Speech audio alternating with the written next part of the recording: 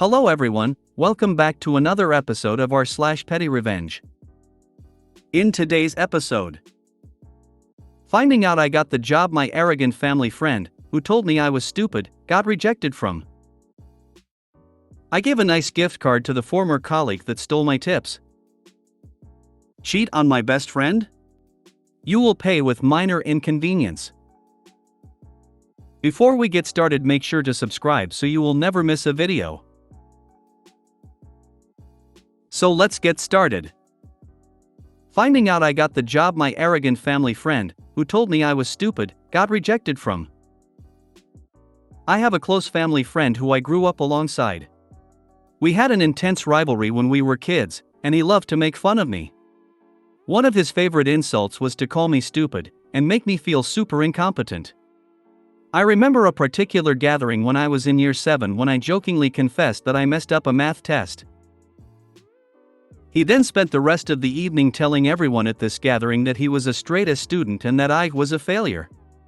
Verbatim, he made digs about me being an idiot routinely for years, and at one point it genuinely affected my self-esteem. Anyway, our families grew apart. I got older and stopped seeing him for several years. Last week though, I went to his sister's wedding and our families were talking. His mother mentioned that he applied for clerkships at the top-tier law firms in our city. We're both law students, by the way, and he was rejected by them all. Everyone else then tried to console him. He was visibly irritated by this, and commented things like, "Oh, it's really competitive, hardly anyone gets in these days." I didn't say anything, but then his mother asked me if I was working and I said yes, and then she asked where. At first, I contemplated saying something like, "Oh, just a place in the city," but then I decided it was too good an opportunity to pass up, so instead I chose to look him straight in the face and name one of the firms he was rejected from. Everyone went silent for a minute, and I can't explain how satisfying it was to see the astonished look on his face. Just to clarify though, I don't think grades or a fancy job or a measure of intelligence or a person's worth at all, but he definitely does, and it was just a really petty win for me cause the guy was a total jackass. Edit, thank you for all the well wishes everyone. Really appreciate it, smiley face. Also FYI, I'm 22F and his mom is actually quite a sweet, lovely woman, so I have no idea how he turned out the way he did, lol. He also wasn't really a friend of mine, our families were quite close, so I saw him all the time growing up. I stopped going to events he was at when I got older. For anyone curious about the rest of the night, someone else changed the subject and I didn't see him again after that, as his family was quite busy because it was his sister's wedding. Plot twist, his mother knew. That's why she lobbed you that setup, because she can't stand him either. Of course I'm just making that up, but it could be. I like that. No one issues burns quite like a mom. Petition to make this fan theory canon. Love this. Serves him right and also indicates that him being rejected from all these firms could be a him problem. Sometimes you just have shit luck. Sometimes you're just not there yet. Sometimes you're just an asshole. Oh yes, I know the satisfaction. I got sent back to my home country for secondary school and I couldn't speak the language, much less write essays, etc. So for 5 years I was usually the last in the grade, and I took pure science instead of accounts because the accounts teacher went on leave. So I made sure I enrolled in an accounting diploma which was taught in English, and I continued with my degree in accounting and finance at an overseas college. I got a job at one of the most competitive companies in the country and am still there. Attended one school reunion and the teachers were all like, "Oh, you're back in the country, where are you working?" Their faces showed pure shock when I answered, and it still gives me good vibes to this day. Congrats and good luck. So it's true, living well is the best revenge. Good for you for persevering. I gave a nice gift card to the former colleague that stole my tips. I work weekends at a local brewery. I am fortunate that I do not need the money, but it gives me something to do because my wife works a ton of hours in the medical world, and I find it to be a good way to engage with people while also being forced to be out and about instead of sitting at home bored.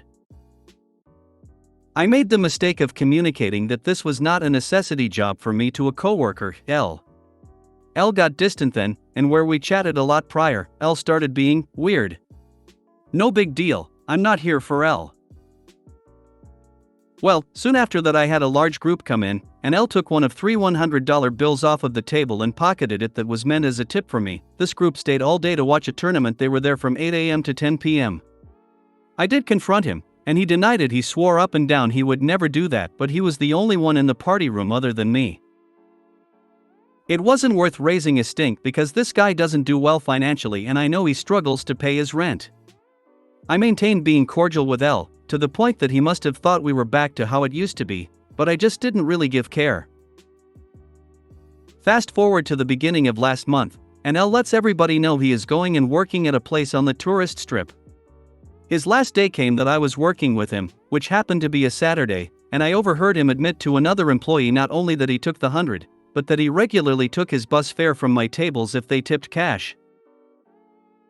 And he was laughing it off because I didn't need it. I was miffed. The other employee came and told me that he said that, which was cool, but I said not to worry about it and I appreciated her telling me. Here's the revenge. First, it's important to know that the rule at the brewery is that all servers have to have a manager approve all final bills and cash out all former employees to combat internal theft. Second, I only work weekends, but the brewery planned a nice little going away cheers for Elle on his final day, which was a Monday. The day after I heard Elle's confession to stealing from me, I had a short shift. I bought a gift card from the brewery. They are supposed to be no less than $10, but I rang one for 75 cents. I then wrote 75 on a sticky note and stuck it to the gift card, which I put in a dollar store good luck greeting card. I didn't sign it. The managers already had a nice little gift bag for Elle in their office, and I stuck my card, with the gift card, on top of that gift bag and it just said Elle's name on the envelope of the card. I had the next weekend off, which is when Elle came in with a date. As it was told to me, Elle and his girlfriend both ate and had a couple of beers, and when he tried to pay the manager with his gift card, he was about $74.25 short. And his date walked out and Elle had to call his dad to pay his bill. I hope you enjoyed all my tip money. Man, you were a lot nicer to someone stealing from you than I ever would have been. I think someone would have spilled a bunch of glasses onto the kitchen floor, then he would have fallen face first into them. The bigger the smile, the sharper the knife. What fun! Too bad you were not there to see it.